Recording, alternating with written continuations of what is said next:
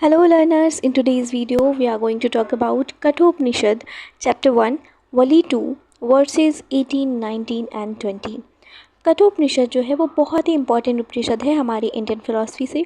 ये कृष्ण यजुर्वेद को बिलोंग करता है और इसको डायलॉग फॉर्म में लिखा गया है, जो कि एक कन्वर्सेशन है बिटवीन नचिकेता एंड यमा। कठोपनिषद का कोई सिंगल ऑथर नहीं है जो आइडेंटिफिकेबल हो, जिसको हम ऑथर कह सकते हैं। तो अभी तक कोई अथॉरिटी ने बता नहीं पाया है कोई भी कि इसका ऑथर कौन है एग्जैक्टली। इसको कंपोज किया गया है 800 to 500 BCE में। ये जो टेक्स्ट है ये श्रुति के बारे में है। बिलीव किया जाता है कि किसी डिवाइन फिगर ने इसको बताया है ओरली, और ओरली ट्रांसमिटेड है ये, मतलब वहाँ से फिर ट्रांसफ़र हुई है लोगों में, फिर लोगों में से किसी ने इसको लिखा है बस। So the chapter 1 of Kathopanishad introduce the story of Nachiketa and his encounter with Yama। So first video chapter जो है कठोपनिषद का वो हमें स्टोरी बताता है कि नचिकेता जो है वो यमा से कैसे मिलता है। पहले चैप्टर में टोटल 3 वलीज हैं, 3 सेक्शंस हैं। फर्स्ट वली जो है वो स्टोरी बताती है नचिकेता के बारे में कि नचिकेता था कौन। A sage name Vajashrava performs a sacrifice and give away old useless cows. एक सेज होता है जिसका नाम होता है वजाश्वर। वो अपने कुछ सेक्रीफाइस परफॉर्म करता है और वहाँ पे वो अपने जो बीमार और यूजलेस गाय होती हैं उनका वो बलिदान करता है। उसकी वजह से उसका जो सन होता है जिसका नाम होता है नचिकेता, वो उससे पूछता है ये सब नोटिस करने के बाद कि पिताजी आप मुझे किसको देना चाहोगे, किसको सेक्रीफाइस करना चाहोगे। इस पे जो उसके पिताजी होते हैं वो बहुत ही अनॉयड हो जाते हैं, गुस्सा हो जाते हैं, और उस पर वो आंसर करते हैं कि I will give you to the death, means Yama, मैं तुम्हें डेथ को दूंगा, यमा को दूंगा। और नचिकेता यहाँ से यम के जो एरिया है वहाँ पे पहुँचता है।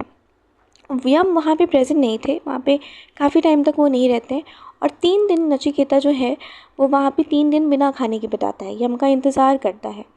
तो इसको कंपनसेट करने के लिए यमा जो है वो उसको 3 काइंड ऑफ विशेस देते हैं कि 3 विशेस मैं तुम्हें दे रहा हूँ, उसको तुम फुलफ़िल कर लो। उन 3 विशेस में नचिकेता मानता है, पहला विश जो होता है उसका वो मांगता है कि उसके फादर को पीस मिले। सेकेंड विश उसका होता है कि उसको the knowledge of the secret fire ritual, उसको नॉलेज चाहिए होता है जो फायर रिचुअल्स होते हैं उसकी नॉलेज उसको चाहिए होती है। तीसरा जो विश होता है वो होता है कि वो आंसर मांगता है कि डेथ के बाद क्या होता है, और डज द सेल्फ एग्जिस्ट और नॉट, जो हमारी आत्मा है वो एग्जिस्ट करती है या नहीं करती है। सो द सेकेंड वली जो हमारे इस वीडियो में इम्पॉर्टेंट है, जो हमारे सिलेबस में प्रिस्क्राइब्ड है, सेकेंड वली जो है वो that is the teaching begins, जहाँ पे यम जो है वो नचिकेता के आंसर्स, क्वेश्चंस का आंसर करते हैं। So Yama began answering Nachiketa's third question about life after death and the nature of the self, क्योंकि नचिकेता ने उससे पूछा होता है कि लाइफ आफ्टर डेथ के बाद की लाइफ क्या होती है, और वो आत्मा के बारे में पूछता है। तो यहाँ पे उसको 2 कॉन्सेप्ट बताए जाते हैं। The first is shreyas, means the good. So जो गुड होता है वो लीड करता है आपके लॉन्ग टर्म स्पिरिचुअल बेनिफिट्स को। जो भी आप अच्छे कर्म करते हैं उससे आपको स्पिरिचुअल बेनिफिट्स मिलते हैं, वो भी लॉन्ग टर्म में। प्रेयर्स जो होता है वो प्लीजेंट होता है, जो हमें शॉर्ट टर्म प्लीजर्स प्रोवाइड करता है। So every human faces a choice between these two. हर इंसान श्रेयस और प्रेयस में हमेशा उसको चॉइस करना पड़ता है, चूज़ करना पड़ता है कि वो कौन सी चीज़ करना चाहेगा। The wise chooses shreyas and the ignorant choose preyas. So जो बहुत समझदार होते हैं वो श्रेयस को चूज़ करते हैं क्योंकि वो लॉन्ग टर्म में आपको बेनिफिट देता है, पर जो इग्नोरेंट होते हैं जिनको कोई फ़र्क नहीं पड़ता वो प्रेयस को चूज़ करते हैं। और ये एक कॉन्फ्लिक्ट के बारे में भी है कि लाइक डिसिप्लिन और डिज़ायर के बीच का कॉन्फ्लिक्ट, इटर्नल और टेम्पररी के बीच का कॉन्फ्लिक्ट। लेकिन नचिकेता जो होता है वो श्रेयस को चूज़ करता है, इसकी वजह से यम उसकी तारीफ़ भी करते हैं। Now the second Wali have total 25 versus.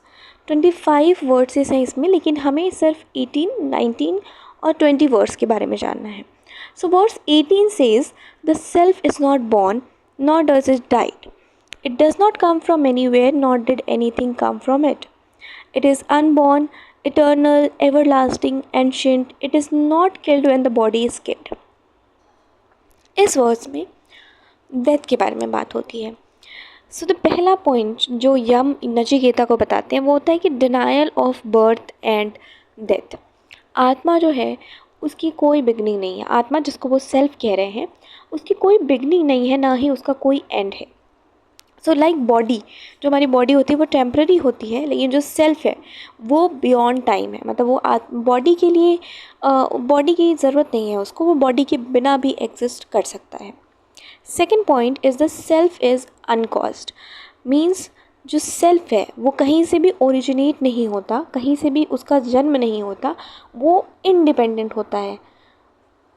Third point is eternal and unchanging nature.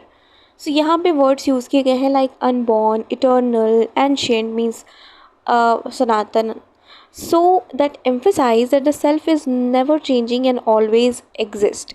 ये बताता है कि जो हमारा सेल्फ है वो कभी चेंज नहीं होता और वो हमेशा एग्जिस्ट करता है. Fourth is the separation of body and self. So death जो है वो सिर्फ फिज़िकल बॉडी को अफेक्ट करता है. मतलब हमारा सिर्फ शरीर मरता है, लेकिन जो हमारी सोल होती है, जो हमारी आत्मा होती है, वो अनटच्ड रहती है डेथ से. Then we have verse 19 which says if the slayer think I kill and if the slain think I am killed both fail to understand the truth. The self neither kills nor the killed. So इस verse में आत्मा की बात हो रही है. So first point ही raises that the illusion of killing. इस वर्ड्स में जो कॉमन बिलीफ है हमारा उसको चैलेंज किया जाता है कि कैसे एक इंसान जो मानता है कि मैंने किसी को मार दिया और कोई समझता है कि किसी ने मुझे मारा, किसी ने मुझे मृत्यु प्रदान कर दी. But the nature of the self is कि जो हमारी आत्मा होती है, ठीक है, वो अनडिस्ट्रक्टेबल है, उसको कोई मिटा नहीं सकता, वो इटर्नल है, वो हमेशा यहाँ रहेगी. इवन वो बियॉन्ड फिज़िकल हार्म है, उसको फिज़िकली आप हार्म नहीं कर सकते. Third point is body versus self distinction. यहाँ पे बॉडी और आत्मा दोनों को अलग अलग बताया गया है, क्योंकि किलिंग जो है वो सिर्फ बॉडी तक ही सीमित रहेगी आपके, वो कभी भी आपकी आत्मा को नहीं मार सकता. क्योंकि जो what dies is a physical form not the inner essence. जो भी मरता है वो आपकी बॉडी होती है, आपकी आत्मा नहीं होती कभी भी. Then the last words is verse 20 which says the self is smaller than the smallest and the greater than the smallest. It resides the heart in every being. One who is free from the desire and sorrow realizes the self through inner wisdom.